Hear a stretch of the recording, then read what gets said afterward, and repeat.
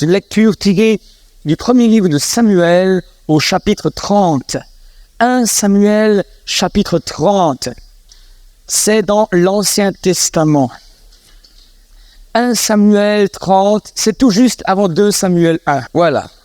Chez moi, c'est à la page 232. Voilà. Depuis chez vous aussi. Et nous lirons ensemble les premiers versets. Le thème aujourd'hui, c'est Dieu, mon appui. Dieu, mon appui. Lisons ensemble. Lorsque David arriva le 3e jour à Tsiklag avec ses gens, les Amalécites avaient fait une invasion dans le Midi et à Tsiklag. Ils avaient détruit et brûlé la ville de Tsiklag, après avoir fait prisonniers les femmes et tous ceux qui s'y trouvaient, petits et grands. Ils n'avaient tué personne, mais ils avaient tout emmené et s'étaient remis en route.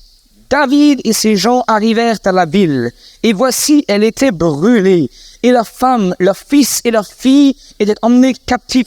Alors David et le peuple qui était avec lui élevèrent la voix et pleurèrent, jusqu'à ce qu'ils n'eussent plus la force de pleurer. Les 2 femmes de David avaient été emmenées, Akinoam de Jezreel et Abigail de Carmel, femme de Nabal. Elle était déjà veuve là. David fut dans une grande détresse, car le peuple parlait de le lapider, en français courant, le caillasser. Parce que tous avaient de l'amertume dans l'âme, chacun à cause de ses fils et de ses filles. Mais David reprit courage, en s'appuyant sur l'Éternel, son Dieu. Et dit le sacrificateur Abiatar, fils d'Achimélec, apporte-moi donc l'éphod. Abiatar apporta l'éphod à David, et David consulta l'Éternel en disant, poursuivrai-je cette troupe? L'atteindrai-je? L'Éternel lui répondit, poursuis, car tu atteindras et tu délivreras. Et David se mit en marche, lui avec les 600 hommes qui étaient avec lui. David vivait à ce moment-là des moments extrêmement difficiles. Il avait été roi par Samuel, mais le roi en place, Saül, le chassait et le pourchassait. Il le poursuivait jusque dans les déserts les plus reculés. À un moment donné, pour se sauver, il a même fallu que David feigne d'avoir changé de camp pour se ranger du camp des ennemis d'Israël, afin que Saül, le roi d'Israël, arrête de le pourchasser. Pendant ce temps, les siens étaient restés à Tsiklag, une ville, une bourgade qui avait été donnée à David par ses ennemis. Et David partait en guerre avec ses ennemis contre différents autres ennemis. Et voilà qu'à un moment donné, eh bien, on apprend que, alors qu'ils étaient partis en guerre, la ville où habitait sa femme ou ses femmes et les enfants des uns et des autres avaient été envahis, avaient été détruites et brûlées, et femmes et enfants avaient été emmenés captifs loin. L'ennemi en question était Amalek, un ennemi qui aurait dû éradiquer Saül et qui l'avait épargné. Ça leur causait la chute de Saül plus tard. Mais David et les siens et ses hommes avaient perdu en un seul jour et leurs biens, et même encore pire que ça, leurs femmes et leurs enfants. Et en rentrant à la maison, votre maison soit un tas de ruines, en fumée, et que votre mari ou que votre femme et vos enfants aient été emmenés captifs au loin. Comment auriez-vous réagi? David a vécu là une des heures les plus difficiles de sa vie. Il est dit qu'ils se sont mis à pleurer jusqu'à ce qu'il n'eût plus la force de pleurer. La fontaine de larmes était asséchée. Et le verset 6 nous dit une phrase qui te concerne en premier chef. Es-tu dans le bonheur le plus parfait? Écoute bien quand même, parce que les temps peuvent changer et un jour ou l'autre, tu peux rencontrer toi aussi des moments difficiles. Voyez-vous, on peut être serviteur de Dieu, on peut être loin de Dieu, choisi de Dieu, et pourtant connaître des moments extrêmement difficiles. Le malheur n'est pas que réservé aux incroyants. Le croyant aussi peut être touché par le malheur. Non seulement il a perdu maison, biens, mais aussi femmes et enfants, et en plus la garde rapprochée Les fidèles parmi les fidèles étaient maintenant contre David. Lui, le leader, lui, celui qui l'avait mené, avec tout le monde contre lui. Voyez-vous, c'est une chose que de vivre des moments difficiles. C'en est une autre de savoir comment réagir dans ces moments difficiles. J'aimerais ça vous donner quelques clés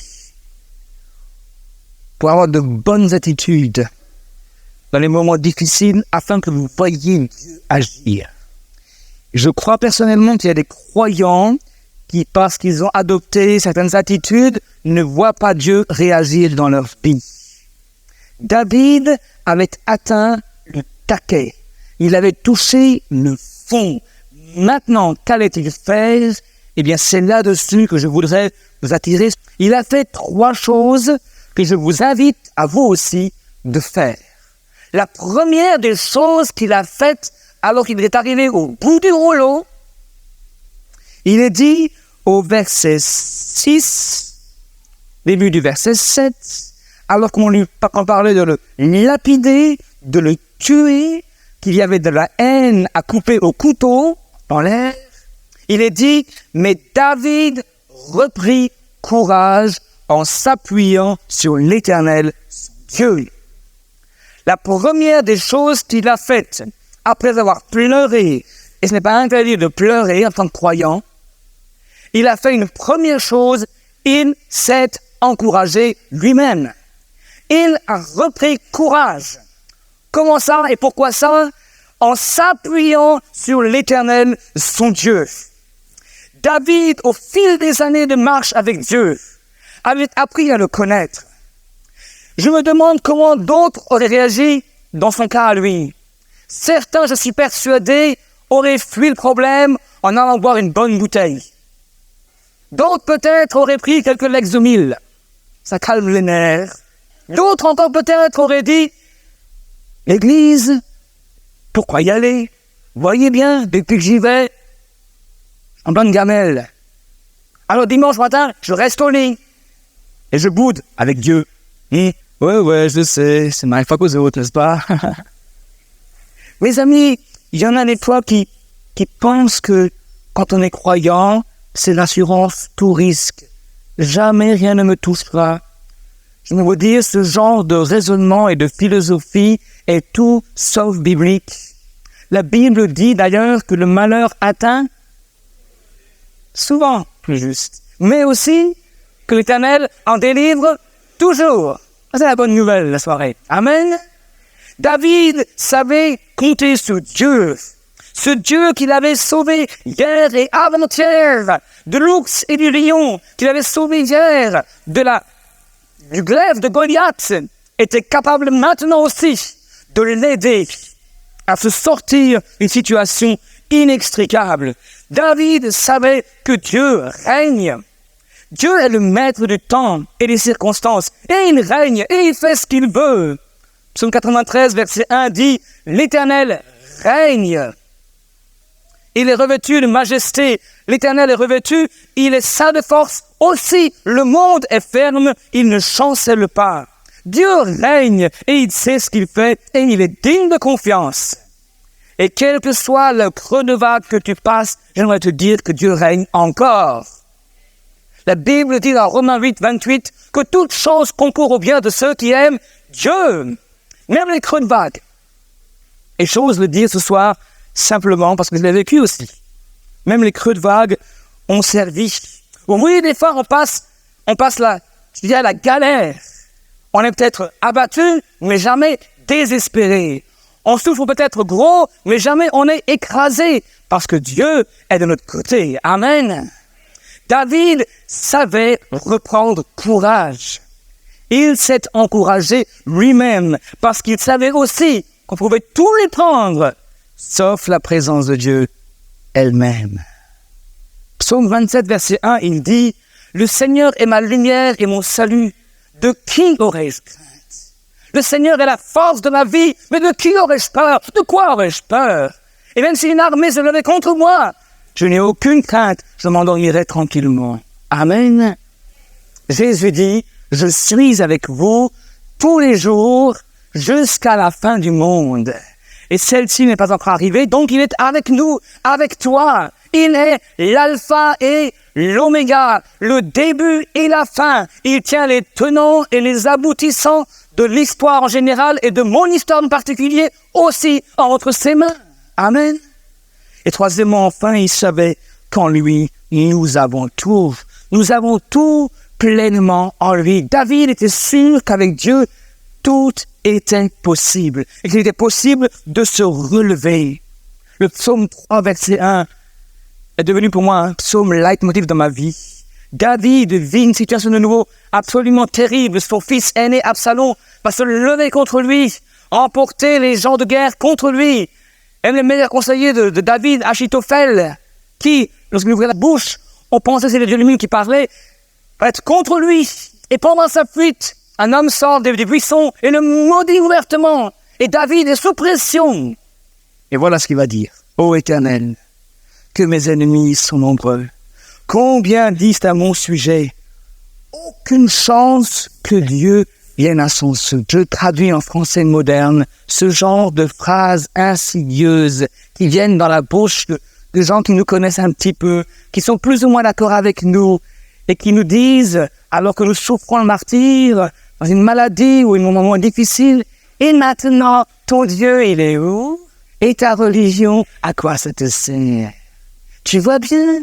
Laisse donc tomber. Viens avec nous, faisons la fête. Mais David va s'arrêter, il y a un moment de pause. David regarde les choses en face, les difficultés en face, et il fait une pause. C'est marqué noir sur blanc, P-A-U-S-E, pause. Et après, le ton change.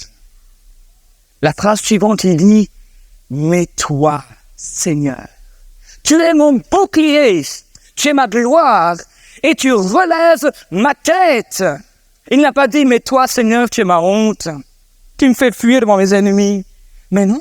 Il a dit, mais toi, Seigneur, tu es mon bouclier, tu es ma gloire et tu relèves ma tête. En français courant, il est marqué, mais toi, Seigneur, tu es pour moi un bouclier protecteur. Tu me rends ma dignité et ma fierté.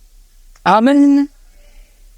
Premier point que David a fait, il savait s'appuyer sur Dieu. Il savait reprendre du courage. Il savait s'encourager lui-même. Et j'aimerais te dire, frères et sœurs, il y a des moments donnés où personne d'autre ne peut t'encourager que toi-même. J'ai vu des gens à qui on a parlé des heures, et encouragé des heures et des heures et des heures. Il y avait là-dedans un bouton à tourner. Et le seul qui puisse le faire, c'est pas Dieu, ni les copains, ni les frères et sœurs, ni le médecin, ni le pasteur, ni le psychologue. Le seul qui puisse tourner le bouton, c'est toi. David reprit courage. David reprit courage. On dit de Thomas Edison la phrase suivante. Thomas Edison, l'inventeur du phonographe, l'inventeur de la lampe à incandescence, à l'âge de 67 ans, avait perdu en un seul jour son atelier avec toutes ses inventions qui étaient dedans. Elles sont parties en fumée suite à un incendie. Savez-vous ce qu'il a dit, Thomas Edison? Il a dit, « Dieu merci, toutes mes erreurs sont parties en fumée. Maintenant, on peut recommencer de plus belle. » Waouh, quelle attitude! Dieu merci, toutes mes erreurs sont parties en fumée. Gloire à Dieu! Tous les héros bibliques, vous pouvez les voir les uns après les autres, ont su faire une chose dans les moments les plus difficiles, plutôt que d'écouter les circonstances ou les complaintes des autres, ou les complaintes de leur propre âme, ils ont su reprendre courage. L'apôtre Paul, il est au fond d'une prison romaine, un cachot humide et froid. Il est seul.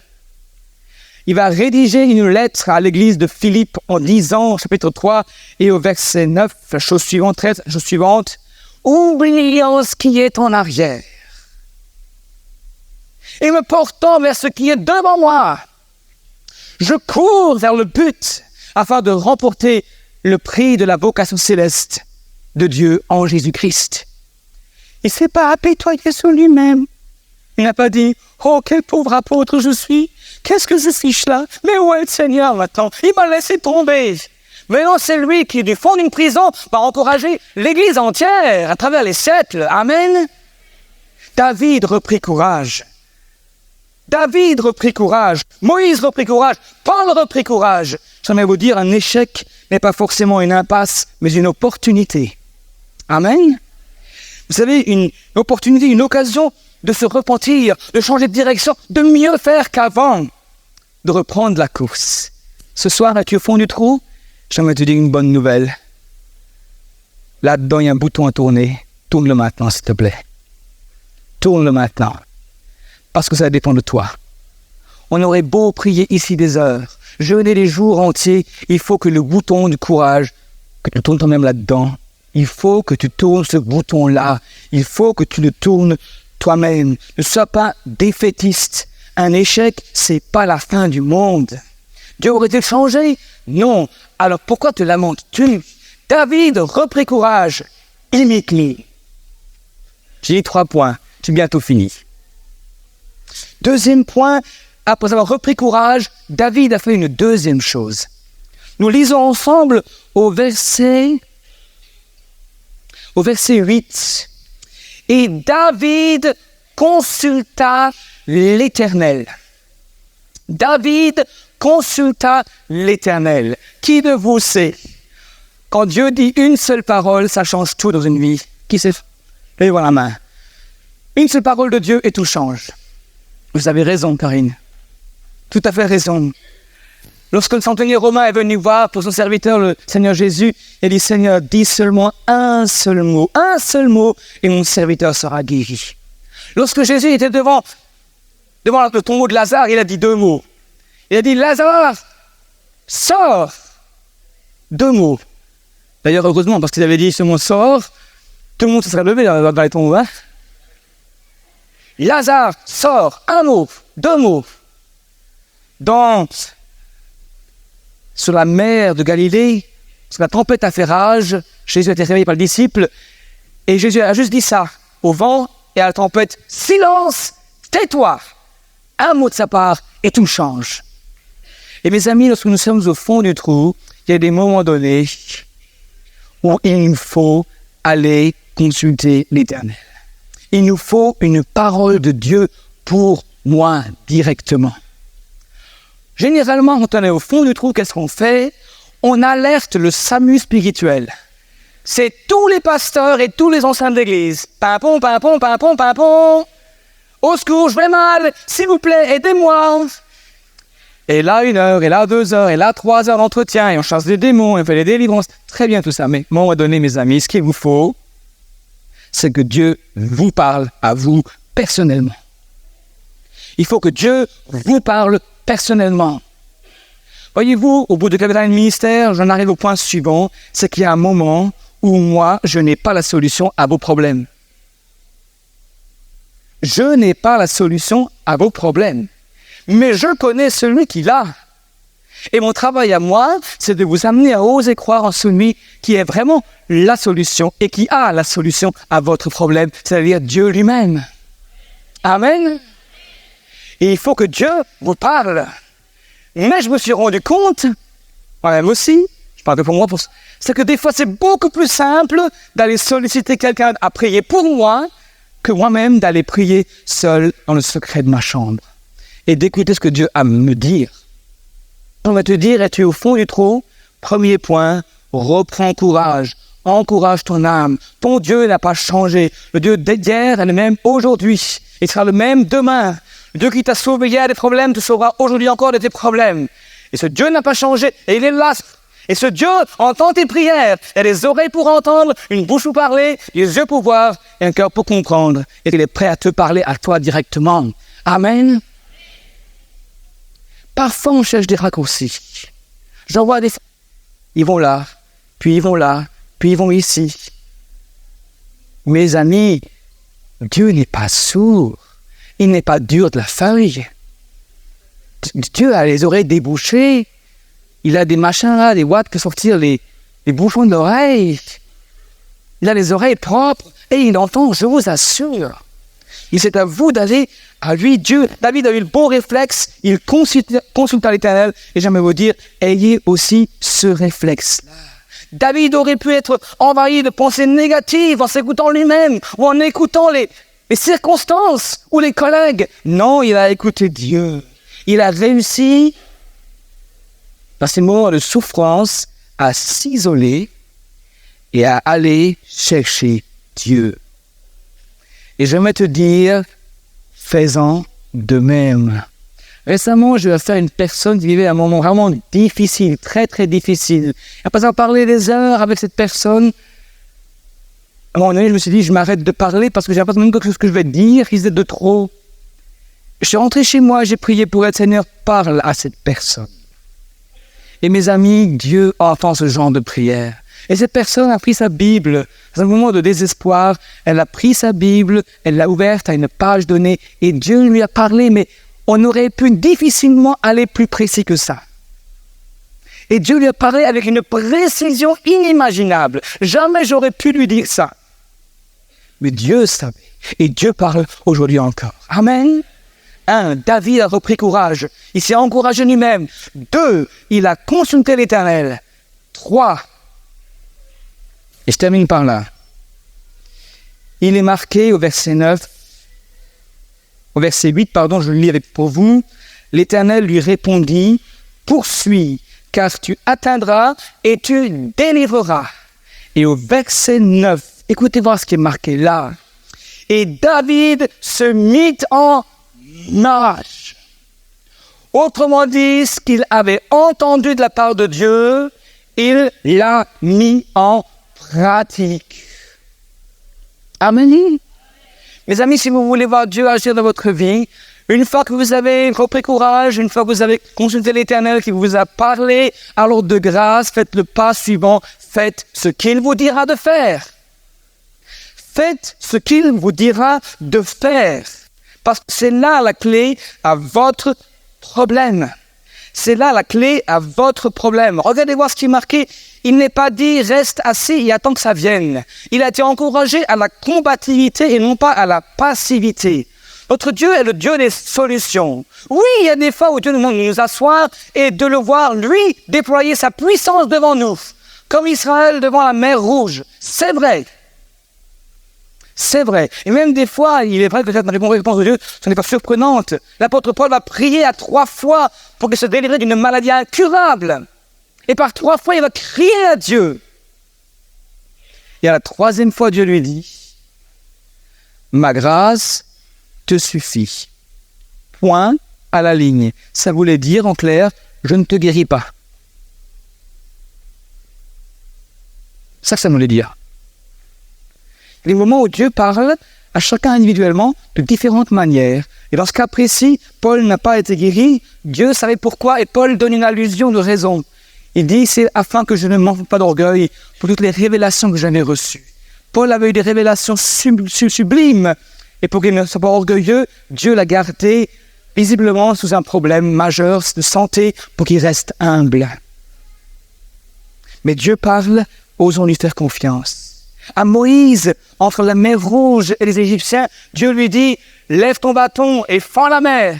Et c'est ce qu'il a fait. Et la mer s'est fendue. À Gethsémani, Jésus a demandé, mais Seigneur, c'était possible que la coupe passe devant moi.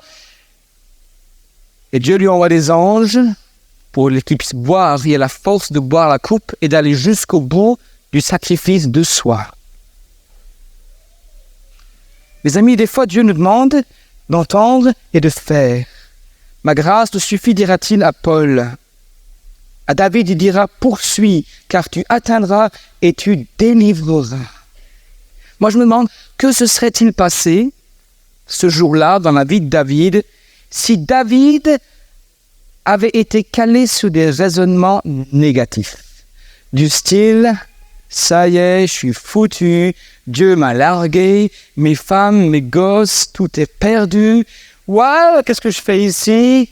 Imaginons un instant que David se soit laissé aller à l'apitoiement sur soi, à la pitié, comme dirait Michel Allard.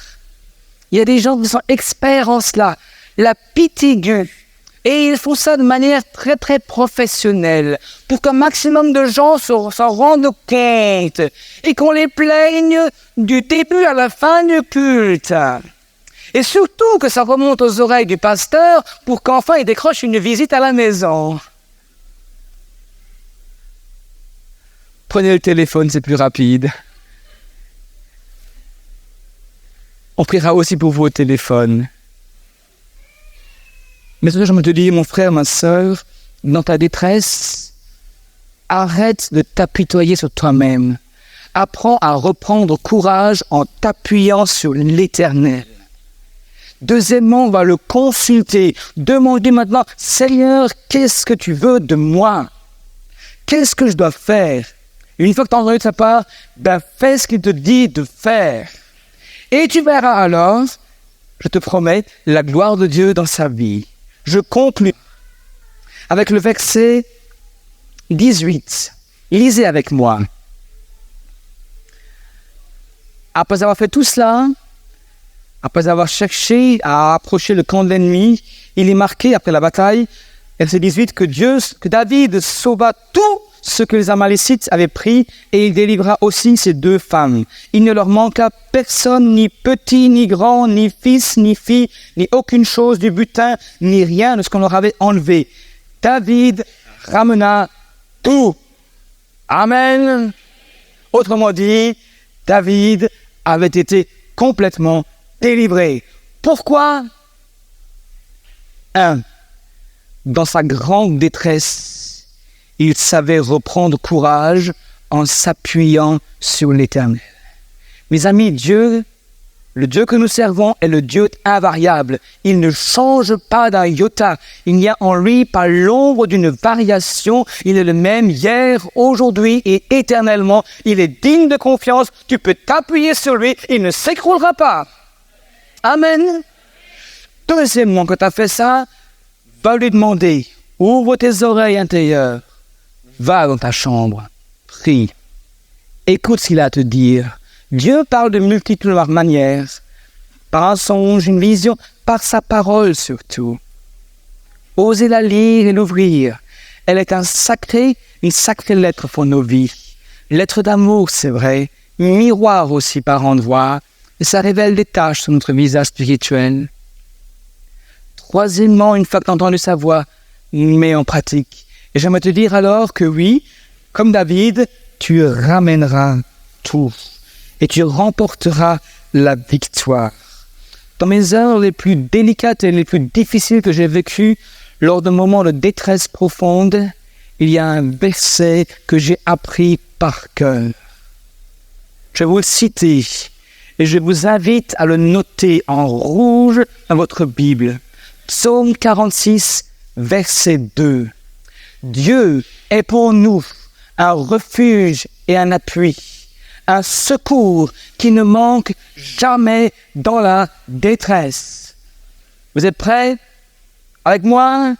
Dieu est pour nous un refuge et un appui, un secours qui ne manque jamais dans la détresse. Prenez vos Bibles, Psaume 46, verset 2. Il y en a qui ont du mal à chercher ou à le trouver. On va répéter avec moi, Psaume 46, verset 2. On va le lire ensemble et puis on priera. Mettez-le en rouge et surtout lisez ce qu'il y a en dessous. C'est pourquoi, qu'il est marqué après, c'est pourquoi. Lisons, Dieu est pour nous un refuge et un appui, un secours qui ne manque jamais dans la détresse. Et je continue tout seul, c'est pourquoi nous sommes sans crainte quand la terre est bouleversée et que les montagnes chancellent au cœur des mers, quand les flots de la mer mugissent, écument, se soulèvent jusqu'à faire trembler les montagnes. Autrement dit, parce que Dieu est un appui, un secours qui ne manque jamais, le monde entier peut se soulever contre nous. On peut vivre des moments dramatiques dans nos vies. Je suis sans crainte. Amen.